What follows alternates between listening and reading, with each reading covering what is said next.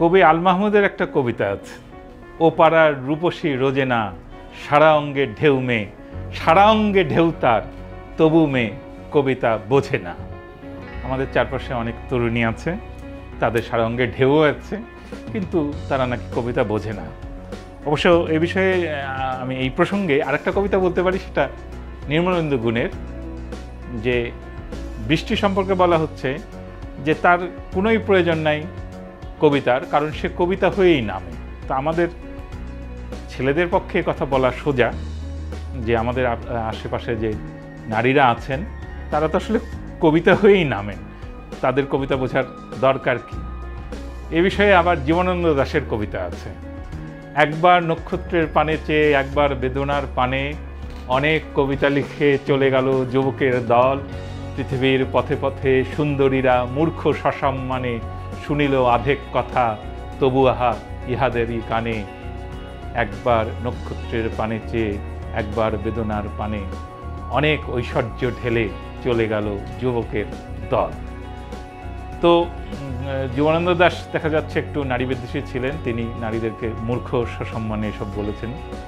আমরা আধুনিক যুগে আমরা নারী পুরুষ সমান বলি, কাজেই এখানে আমরা বলবো যে আমরা পুরুষরা নারীদেরকে নিয়ে কবিতা লিখি, নারীরা পুরুষদেরকে নিয়ে কবিতা লেখেন, কোনো অসুবিধা নেই। আমাদের কাছে অনেক অনেক কবিতা আসে। আমি একটি সংবাদপত্রে কাজ করি, আমি কিশোর আলো নামে একটা পত্রিকার সম্পাদক। আমাদের কাছে লেখা যে আসে সবচেয়ে বেশি আসে ছড়া বা কবিতা, এবং মানুষ বলে আমি কবি হতে চাই, আমি কবিতা লিখে সেটা ছাপানো অবস্থায় দেখতে চাই, প্রকাশিত দেখতে চাই, আমি কবিতার বই করতে চাই, আমার 170টা কবিতা হয়েছে, আমি একটা বই করব। একজন তো এসে বলল আমি 5000 কবিতা লিখে ফেলেছি, আমি একটা বই করব। এখন সকলেই কি কবি? আপনি যদি কবি হতে চান আপনাকে কি করতে হবে? কবি জীবনানন্দ দাশ বলেছেন সকলেই কবি নয়, কেউ কেউ কবি।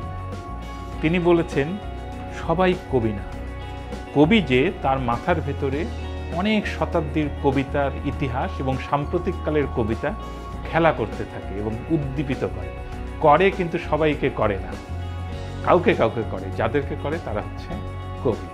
আচ্ছা, এখন আমি বলি যে কবি হতে গেলে কি করতে হবে। 1 নম্বর আপনার প্রতিভা থাকতে হবে। আমরা সবাই মোটামুটি প্রতিভাবান।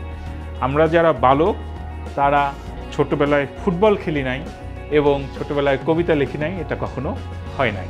আমরা সবাই কবিতা লিখেছি এবং সবাই ফুটবল খেলেছি। বালিকারা সবাই এক্কা দুক্কা খেলেছে, এই 3 গুটি 4 গুটি 5 গুটি খেলেছে এবং একটা না একটা কবিতা মেয়েরাও লিখেছে। কিন্তু সবাই কি কবি? কে কবি? 1 নম্বর কথা হচ্ছে লেগে থাকতে হবে। কবিতা অন্য কোনো সতীন সহ্য করে না। এটা এমন একটা শিল্প মাধ্যম যে কবি হতে চায় তাকে কবিতা নিয়ে জীবন পাত করার জন্য প্রস্তুত থাকতে হবে। 2 নম্বর, বাংলা কবিতায় ছন্দ বলতে একটা জিনিস আছে। ছন্দ, এটা কিন্তু মানে কিন্তু মিল না। ভাইয়ের সাথে খাইয়ের মিল দিলাম, এটাকে ছন্দ বলে না। মুনের সাথে গুণের মিল দিলাম, এটাকে ছন্দ বলে না।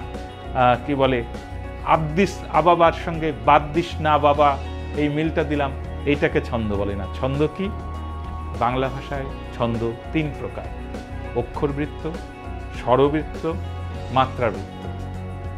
অক্ষরবৃত্ত কোনগুলি? যেমন পয়ার, লাখে লাখে সৈন্য মরে কাতারে কাতার, সুমার করিয়া দেখে 40,000। এটা হচ্ছে অক্ষরবৃত্ত ছন্দ, পয়ার। বা সৈয়দ শামসুল হকের কবিতা আছে, মানুষ এমন তয় একবার পাইবার পর, নিতান্ত মাটির মনে হয় তার সোনার মোহর। এই যে কবিতাটা, এটা অক্ষরবৃত্ত ছন্দে লেখা। আবার মাত্রাবৃত্তের ছন্দে কবিতা লেখা আছে, যেমন খুব বিখ্যাত কবিতা কবি শামসুর রহমানের স্বাধীনতা তুমি, রবি ঠাকুরের অজর কবিতা অবিনাশী গান, স্বাধীনতা তুমি কাজী নজরুল, ঝাঁকড়া চুলের বাবরি দোলানো মহান পুরুষ, সৃষ্টি সুখের উল্লাসে কাঁপা। এটা মাত্রাবৃত্ত ছন্দে লেখা। আপনারা যদি খেয়াল করে দেখেন, স্বাধীনতা তুমি, রবি ঠাকুরের অজর কবিতা অবিনাশী গান, এই যে আমি যেখানে যেখানে থামলাম, স্বাধীনতা তুমি, রবি ঠাকুরের অজর কবিতা অবিনাশী গান, গুনলে দেখবেন প্রত্যেকটা এই যে এইটাকে একটা করে মাত্রা বলে, যেখানে যেখানে আমি থামলাম এই প্রত্যেকটা এইখানে পর্ব বলে, প্রত্যেকটা পর্বে 6টা করে মাত্রা আছে। আপনারা যদি গণেন তাহলে অন্তত বর্ণ দেখতে পাবেন। স্বাধীনতা তুমি যদি 6-এর নিচের বরটাকে অগ্রাহ্য করতে পারেন দেখবেন 6টা, রবি ঠাকুরের 6টা, অজর কবিতা 6টা, অবিনাশী গান 6টা। এইটাকে আমরা বলি 6 মাত্রার মাত্রাবৃত্ত। তেমনি 7 মাত্রার মাত্রাবৃত্ত হতে পারে।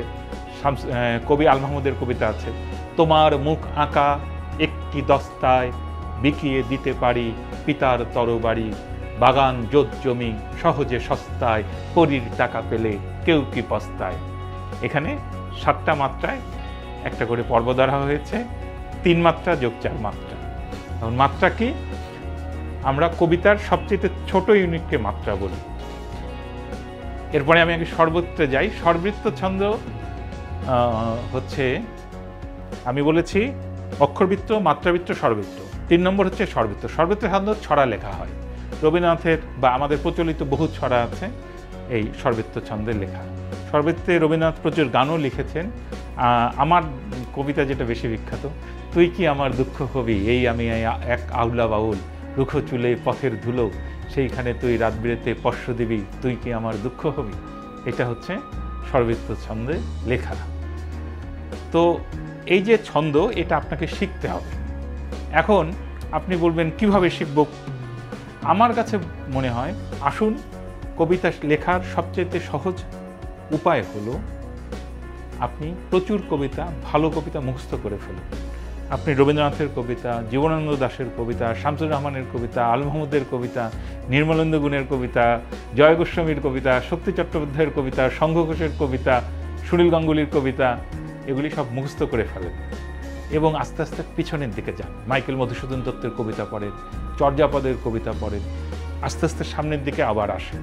এখন এই মুহূর্তে আমাদের ছোট ভাইরা যেগুলি লিখছে, ধরেন কামরুজ্জামান কামু কী লিখছে, টোকন ঠাকুর কী লিখছে, মার্জুক রাসেল কী লিখছে, বা তারও চাইতে জুনিয়র যারা এসছে তারা কি লিখছে, এগুলি একটু পড়ে। এর মধ্যে যেগুলি ক্লাসিক্স কবিতা, ধ্রুপদী কবিতা, যেমন জীবনানন্দ দাশ, যেমন ধরা যাক শামসুর রহমান, আল মাহমুদ, শহীদ কাদরী, রফিক আজাদ, এদের কবিতা মুখস্থ করে ফেলেন। আমি কিন্তু প্রচুর কবিতা আপনাদেরকে মুখস্থ বলে দিতে পারবো। আমি প্রচুর কবিতা মুখস্থ রেখেছি। আমার সাথে কবি নির্মলেন্দু গুণের দেখা হয় হলেই আমি তার দাড়ি ধরি এবং তার কবিতা মুখস্থ বলতে শুরু করি, এবং উনি এই জন্য আমাকে খুবই ভালোবাসে। আমি শামসুর রহমানকে দেখা হলেও শামসুর রহমানের কবিতা মুখস্থ বলতে পারতাম। এই কবিতা যদি আপনার মুখস্থ থাকে তাহলে ছন্দগুলি আপনাকে হিসেব করে বার করতে হবে না, গুনতে হবে না তখন যে এটা কয় মাত্রা হলো, পর্বটা মিলল কি না, আপনি গড়গড় গড়গড় করে লিখতে পারবেন। এখন আপনাদেরকে তো মুখে বললে এই 10 মিনিটের ক্লাসে ছন্দ আমি শিখিয়ে দিতে পারবো না। আপনাদেরকে আমি ছোট্ট বুদ্ধি দিচ্ছি। এক, আপনি গুগলে যান, বাংলায় গুগল করে লেখেন ছন্দ আনিসুল হক, ছন্দের সহজ পাঠ আনিসুল হক। এটা গুগল করলে আমি ফেসবুকে দিয়ে রেখেছি ছন্দ বিষয়ে আমার একটা লেকচার শিট, এটা আপনারা পড়তে পারেন। এবার একটা সুন্দর বই বেরিয়েছে, বইটার নাম হচ্ছে ছন্দের সহজ পাঠ, আবিদ আনোয়ারের লেখা বই। এই বইটা বের করেছে আগামী প্রকাশনী। এইটা পড়বেন, এইটা পড়লে ছন্দ সম্পর্কে ধারণা পাবেন। আর সবচাইতে সুন্দর বই, সহজ বই, ছোট বই, এটার নাম হচ্ছে কবিতার ক্লাস। শাহবাগে গেলে বইয়ের দোকানগুলিতে এটা পাবেন। এই বইয়ের লেখক হচ্ছে নীরেন্দ্রনাথ চক্রবর্তী। এইটার মধ্যে ছন্দ বিষয়ে এবং কবিতার অন্যান্য বিষয়ে, আধুনিক কবিতা কি, এইসব সম্পর্কে জানা যাবে। আবার বলি, কবিতা কি? আমরা যে বলি যে কবিতা লিখি, কবিতা কি? আসলে কবিতা কি এটার কোনো স্থায়ী বা স্থির সংজ্ঞা নেই। কবিতা পড়ে পড়েই আমাদেরকে বুঝতে হবে যে এইটা কি কবিতা বা এটা কি কবিতা না। আর জীবনানন্দ দাশই বলেছেন কবিতা অনেক রকম, কবিতা অনেক রকম। কোনো কবিতায় ছন্দ আছে, কোনো কবিতায় ছন্দ নাই, কোনো কবিতা আপনার লাইনগুলো ভাগ করা আছে, কোনো কবিতা টানা গদ্যে লেখা আছে। এরকম রফিক আজাদের খুব সুন্দর একটা কবিতা আছে যে তুমি যেসব ভুল করতে সেসব খুবই মারাত্মক ছিল, শোকাভিভূত বলতে গিয়ে বলে ফেলতে সভ্যুত, জনৈক শব্দটা উচ্চারণ করতে গিয়ে প্রায়ই তুমি জৈনিক বলে ফেলতে। তারপর 20 বছর পরে তোমাকে দেখলাম, তুমি এত সুন্দর উচ্চারণ করে আবৃত্তি করলে যে আমার বুকের উপরে চেপে বসা একটা পাথর 20 বছর পরে নেমে গেল, হুবহু যে বলতে পারলাম তা না।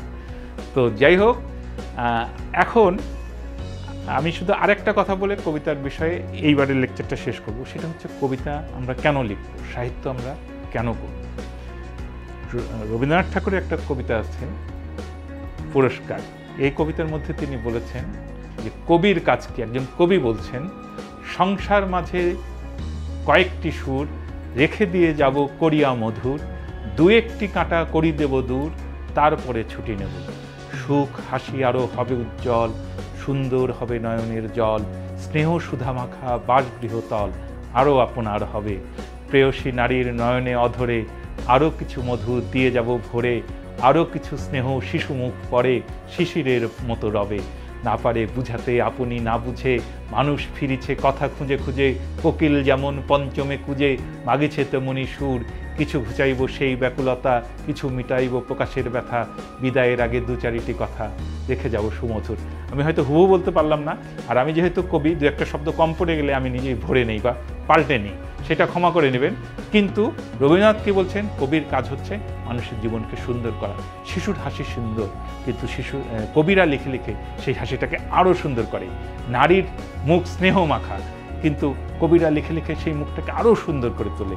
এই পৃথিবীটাকে আরও সুন্দর করার কাজ হচ্ছে কবির কাজ। শিল্প সাহিত্য আমরা এই জন্যেই করি, মানুষের জীবনটাকে সুন্দর করা, পৃথিবীটাকে সুন্দর করা, আমাদের বাসগৃহতলকে আরও আপনার করে তোলা। সেই জন্যে কবিতা লিখবেন। তো আজকে এই পর্যন্ত বলেই কবিতার ক্লাসটা শেষ করি, কিন্তু আমি একটু পানি খেয়ে নিতে চাই। পানি খেয়ে নেওয়া দুটো কারণ আছে, একটা হচ্ছে